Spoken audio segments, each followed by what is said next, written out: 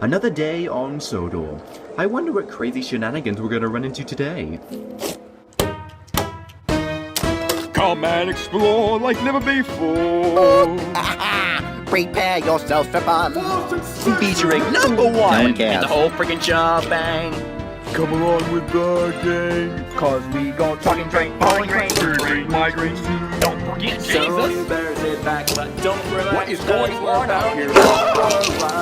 But it's probably best that you hold on tight. Just in case if you die.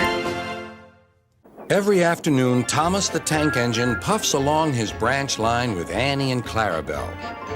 First, they pass the water mill. Next, they come to a big farm. Then, they can see a bridge with a village nestled either side of it.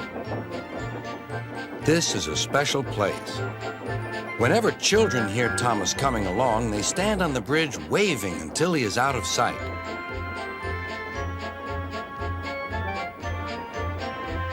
One day, Thomas was running late.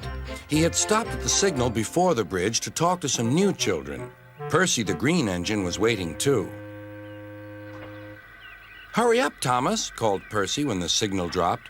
"If you're late, Sir Topham Hatt may get a new engine to replace you." He would never do that, thought Thomas, but he was worried. Next day, Thomas hurried along the line. Just ahead was the goods yard. There, on the platform, was an inspector waving a red flag. Next, Thomas saw some children. They were waving too.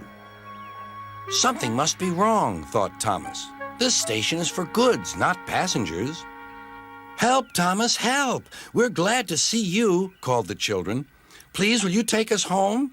The station master explained to Thomas's driver that the school bus had broken down, and all the parents would be worried if the children were late.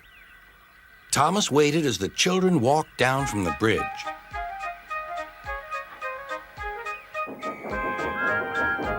Then he took the children to the next station where Bertie was waiting to take them home. When Thomas finished his journey, he was very late. He was worried that Sir Topham Hatt might be cross with him. "I warned Thomas," puffed Percy to James. "He's been late one time too many. He'll be in trouble now." But next morning, when Thomas picked up his passengers, Sir Topham Hatt was nowhere to be seen.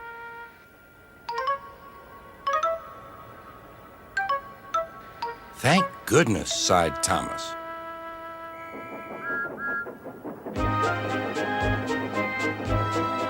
Thomas knows every part of his branch line. Just ahead was a stretch where the hot sun had bent the rails on the track.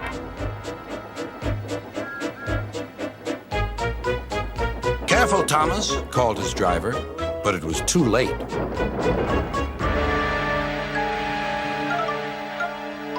"That's done it," said his driver.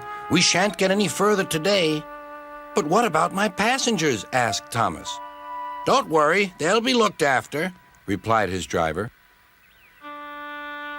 While workmen repaired the line, Thomas had to shunt freight cars in the yard. Bertie came to see him. "I understand you need my help again." "Yes, Bertie," replied Thomas sadly. "I can't run without my rails."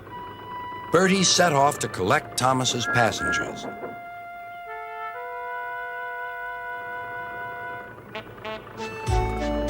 "Hello, Bertie," they said. "We're glad you're here." Bertie drove along the road that runs by the railway. He stopped at each station along the line. Sometimes he stopped between stations to let people off closer to their homes. Thomas felt miserable. "I've lost my passengers to Bertie. They'll like him better than me." Sir Topham Hatt arrived. "Your branch line is repaired. I'm going to change your timetable so that you and Bertie can work together more." When Thomas reached the station, there, to his relief, were all his passengers. "Bertie is a good bus, but we missed our train rides with you," they said. Later, Thomas spoke to Bertie. "Thank you for looking after my passengers." "That's all right, Thomas. I like to make new friends, but I'm glad to share them with you. You're a good friend indeed, replied Thomas, and always will be.